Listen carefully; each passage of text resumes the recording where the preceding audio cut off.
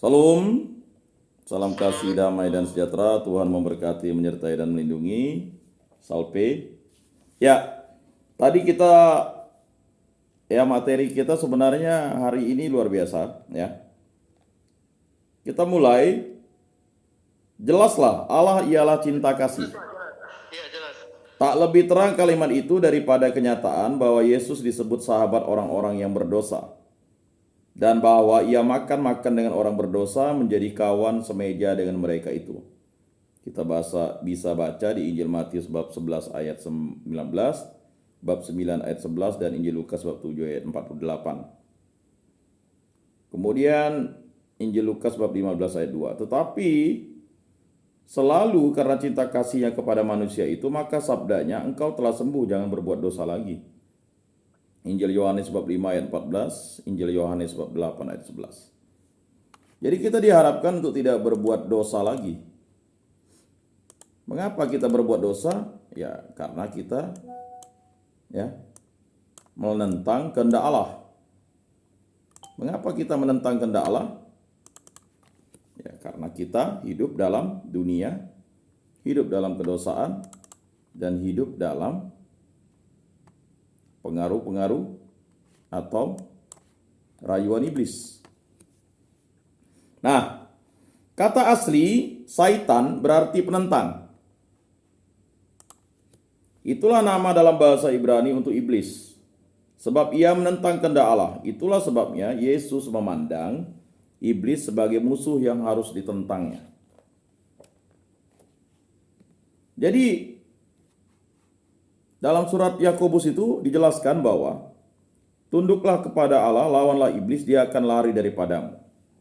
Jadi saudara-saudara terkasih dalam Yesus Kristus, sebagai pengikut Kristus kita harus melawan iblis. Mengapa? Karena iblis itu adalah penentang. Jadi kalau kita lalu bersekutu dengan iblis, ya, berarti kita melawan kehendak Allah. Jadi kita adalah penentang Allah. Jadi saya ulangi tadi, kata asli Saitan berarti penentang. Itulah nama dalam bahasa Ibrani untuk iblis. Sebab ia menentang kehendak Allah. Itulah sebabnya Yesus memandang iblis sebagai musuh yang harus ditentangnya. Justru pengusiran iblis dari manusia disebutnya tanda bahwa dalam dirinya pemerintahan Allah telah datang. Jadi maka Yesus itu mengusir iblis. Karena iblis itu sang penentang. Dia menentang kehendak Allah, melawan kehendak Allah. Kalau kita menentang kehendak Allah, melawan kehendak Allah, berarti kita adalah orang-orang yang bersekutu dengan iblis. Karena kita menentang Allah. Dan itu berbahaya bagi kesehatan rohani kita. Karena akibatnya kita akan disesatkan oleh sang penentang itu. Nah itu. Jadi itulah tanda yang disuruhnya dikabarkan kepada Yohanes Pemandi. Jadi Yohanes Pembaptis itu atau Yohanes Pemandi itu menyerukan, bertobatlah sebab kerajaan Allah sudah dekat. Luruskanlah jalan bagi Allah. Ratakanlah bukit yang jalan yang berkelok-kelok dan jalan yang berbukit-bukit. Di mana Yesus datang, maka terasa oleh iblis bahwa terang mendekati kegelapan dan ia mulai berteriak. Injil Markus bab 1 ayat 24. Jadi ketika iblis itu melihat Yesus, ya berteriak-teriak. Bukan karena iblis percaya Allah. Jadi hati-hati ya bapak-bapak yang membaca beberapa ayat kitab suci, terutama dalam Injil Matius, Markus, Lukas, dan Yohanes. Bukan iblis itu mau mewartakan Allah. Iblis itu berteriak-teriak menentang Allah. Ya. Aku tahu kamu adalah yang kudus dari Allah, kata iblis. Itu tujuannya adalah ingin menentang Allah. Bukan iblis percaya Allah, iblis sudah menentang Allah. Nah, banyak di antara kita mungkin sedikit memahami itu, bahwa iblis itu bukan percaya Allah. Kalau iblis percaya Allah, dia tidak menjadi iblis. Ya. Tetapi karena dia menentang Allah, maka akibatnya fatal bagi dirinya.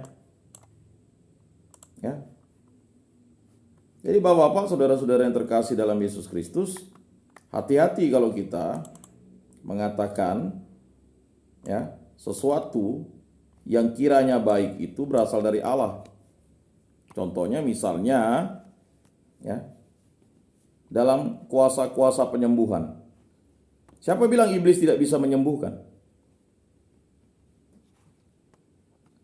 Siapa bilang iblis tidak bisa mengobati? Tetapi ingat, iblis itu sudah berada dalam kegelapan, menentang Allah. Kuasa penyembuhan dan kuasa ya pengobatannya itu membutuhkan tumbal, supaya manusia disesatkan oleh iblis. Karena dia menentang. Kan bahasa Ibrani Satan tadi itu kan menentang. Menentang Allah. Siapa bilang iblis itu tidak terang? Terang, tapi terangnya kebakaran. Tetapi ingat, ya, kegelapan yang berada ya di dalam kuasa iblis itu dikalahkan oleh terang yang mendekati kegelapan. Dan ia mulai berteriak. Tetapi di sini pun ternyata cinta kasih Allah dalam diri Yesus. Ia merasa sayang kepada orang yang menjadi korban kegiatan iblis. Makanya ketika Yesus datang menghampiri orang-orang yang kerasukan iblis, dia merasa iba dengan orang-orang yang telah kerasukan iblis atau berada dalam kegiatan iblis. Contohnya berzina, itu kan kegiatan iblis. Iblis itu kan tidak setia. Dia menentang Allah. Ya kan? Iblis itu kan membunuh kebenaran. Iblis itu kan menghujat Roh Kudus. Maka segala kegiatan iblis yang bertentangan dengan Allah itu adalah kuasa kegelapan. Dan kita harus sadar kuasa kegelapan itu terus ingin hinggap kepada kita, walaupun kita sudah dibaptis. Karena apa? Karena baptis adalah kuasa kehendak Allah yang menyelamatkan kita. Tetapi iblis dia tidak mau kalau kita diselamatkan. Maka dia akan membawa kawan-kawannya itu. Maka ada perumpamaan ketika ya iblis itu dibebaskan, ya. Iblis itu ya pergi ke padang gurun. Dan orang yang sudah dibebaskan itu ya menjadi bersih. Tetapi iblis itu akan membawa lagi kawan-kawannya untuk menyerang orang itu.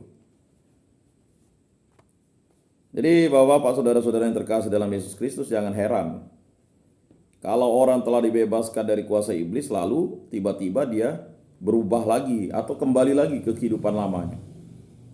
Karena dia tidak menyandarkan diri pada kekuatan Allah. Ya. Karena mudah untuk menjatuhkan manusia itu, ada kuasa kesombongan, kuasa kemalasan. Ya. Bahkan luka-luka batinnya itulah adalah lobang-lobang yang dipakai iblis untuk ya menentang Allah. Nah, banyak di antara kita kan hidup dalam dunia kesialan. Nah, ini sering terjadi dengan diri kita. Ya. Nggak boleh pegang mayat lah, sial megang mayat lah, padahal kita orang Kristiani. Ya kan? Dan berbagai macam pantangan-pantangan yang akhirnya membuat diri kita terbelenggu. Dan belenggu itulah yang memenjarakan kita. Nah, ini harus disadari oleh diri kita. Sekali lagi, di mana Yesus datang, ya, di situ iblis itu berteriak-teriak. Nah, di sini pun Yesus karena dia penuh belas kasihan, dia menjadi penyelamat. Yesus adalah yang kuat dan yang lengkap bersenjata menjaga rumahnya sendiri, maka amanlah segala miliknya. Maka kalau kita ingin aman, kita harus berada di dalam Yesus Kristus. Akan tetapi jika seorang yang lebih kuat daripada yang menyerang dan mengalahkannya, maka orang itu akan merampas perlengkapan senjata yang diandalkannya. Injil Lukas bab 11 ayat 20 sampai 22. Maka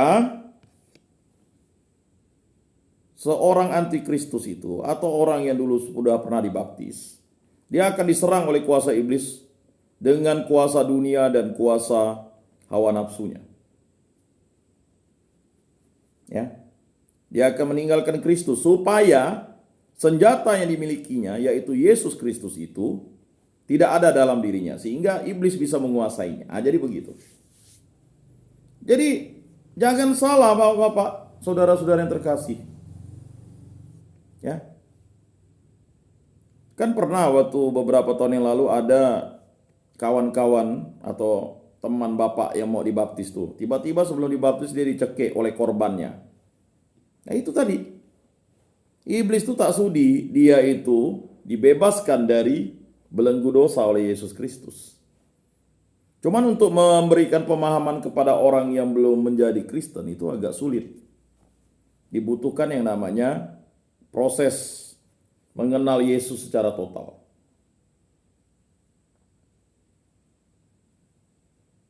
Nah itu harus dipahami ya Bapak. Semakin kita kuat, ya, semakin iblis itu kuat ingin menyerang kita. Kalau kita lemah, kita dikuasai iblis. Maka persenjataan yang paling utama adalah Yesus Kristus. Dimanapun, kapanpun, ya.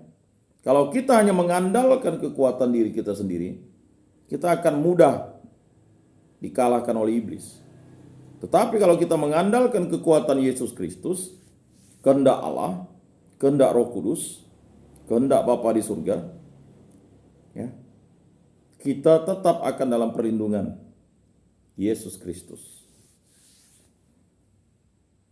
Beberapa penyakit tertentu dianggap oleh orang Israel sebagai pengaruh iblis. Dan betul, segala penderitaan adalah akibat dosa, sebab dosa menentang rencana bahagia Allah dengan manusia.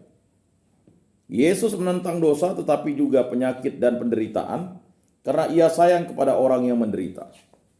Itu alasannya mengapa Yesus menyembuhkan orang yang buta, menyembuhkan orang yang lumpuh, membebaskan orang dari kuasa iblis. Karena dia tahu, kalau sudah dikuasai oleh dunia, dikuasai oleh hawa nafsu, dikuasai oleh iblis, orang itu akan menderita. Segala orang yang menderita datang kepadanya dan orang yang sakit dihantar kepadanya. Injil Lukas bab 4 ayat 40. Nah, Bapak, saudara-saudara yang terkasih dalam Yesus Kristus, memahami ini tidak mudah, tidak gampang. Kita merasa sudah dibaptis, lalu sudah percaya Yesus, ya sudahlah. Mana mungkin iblis mau nyerang kita? Siapa bilang? Justru kekuatan iblis itu menyerang berlipat-lipat ganda kepada orang yang beriman semakin kuat kepada Yesus. Jadi solusinya bagaimana Pak? Ya solusinya kita mengandalkan Yesus Kristus.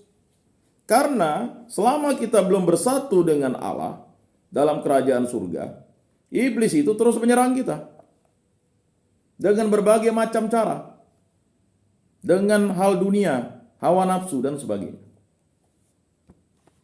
Dan wajar-wajar saja di muka bumi ini terjadi ya pertempuran antara kebaikan dan kejahatan. Sadar tidak sadar, kejahatan yang kita lakukan, apapun kejahatannya itu, yang melanggar 10 perintah Allah, itu ya membuat diri kita terjebak dalam situasi berbagai macam hal. Hati-hati kalau kita mengatakan diri kita baik. Itu adalah kesombongan dan disitulah setan masuk. Hati-hati kalau kita mau menjadi orang yang ya populer. menjadi orang yang terkenal. Karena disitulah dia. Ya. Iblis itu terus menggerayangi kita. Maka gunakanlah persenjataan. Yang paling utama adalah Yesus Kristus. Nah, tidak mudah itu kalau kita hanya mengandalkan kekuatan diri sendiri. Dan memang kita akan tumbang. Dan pada saat kita menderita, iblis itu menawarkan sesuatu yang sangat menarik. Ya.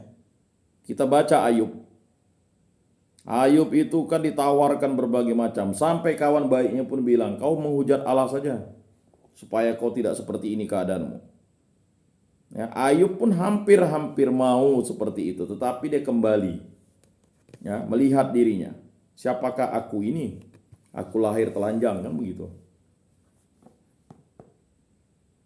Jadi Bapak-Bapak, saudara-saudara yang terkasih, kita digodok di tempat ini bukan dengan makna yang sempit saja. Bukan kita datang di tempat ini karena kita itu ingin datang, tetapi kita dibawa di tempat ini. Tujuannya satu, menyadari bahwa dosa itu membelenggu kita, bahkan memenjarakan kita, dan akibat dosa itu adalah fatal. Ya. Kejahatan yang kita lakukan itu adalah belenggu dosa yang mengenakkan awalnya, tetapi menyebabkan kita hidup menderita. Maka kita harus bersandar dan selalu berada di dalam Kristus Yesus. Nah, bagi orang yang tidak mau, ya cuek-cuek saja. Ah, ngapain lah. Emang gue pikirin. Nah, itulah akar dosa, egoistis, apatisme, merasa sudah, saya kan sudah paham tentang firman ini. Nah, itu. Kalau kita sudah berada dalam kuasa kesombongan, lalu kita berada dalam saling bertentangan, disitulah campur tangan iblis ada.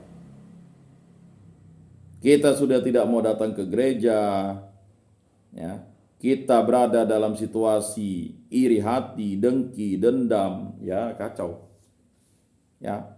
Jadi 3 dosa itu memang sering membelenggu kita, sombong, iri, ya kan, dendam.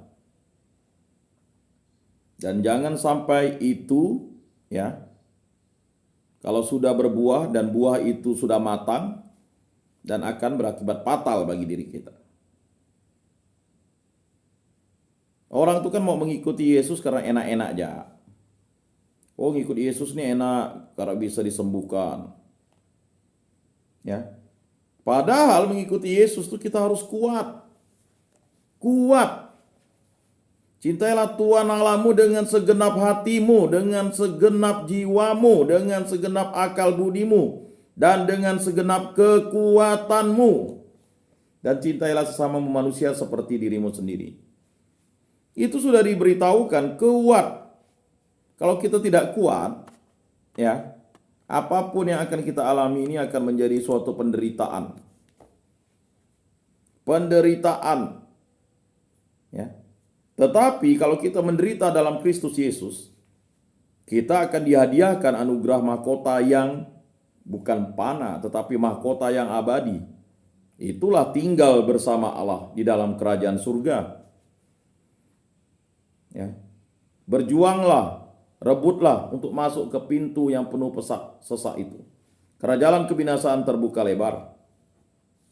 Jadi saudara-saudara, bapak-bapak yang terkasih dalam Yesus Kristus, ya,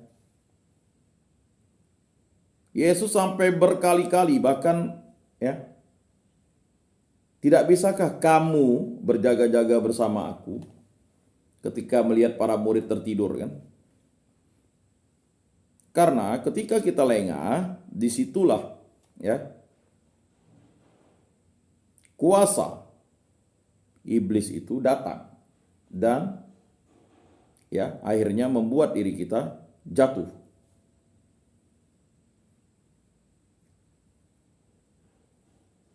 Nah, Bapak-bapak, saudara-saudari yang terkasih dalam Yesus Kristus, Yesus menandakan kedatangan ketika matahari terbenam. Ya. Semua orang membawa kepadanya orang-orang sakit yang menderita bermacam-macam penyakit. Ia pun meletakkan tangannya atas mereka masing-masing dan menyembuhkan mereka. Dengan menyembuhkan semua orang yang berpenyakit, ia menentang dosa dalam akibatnya. Malahan dikatakan bahwa dialah yang memikul kelemahan kita dan menanggung penyakit kita. Injil Matius bab 8 ayat 17.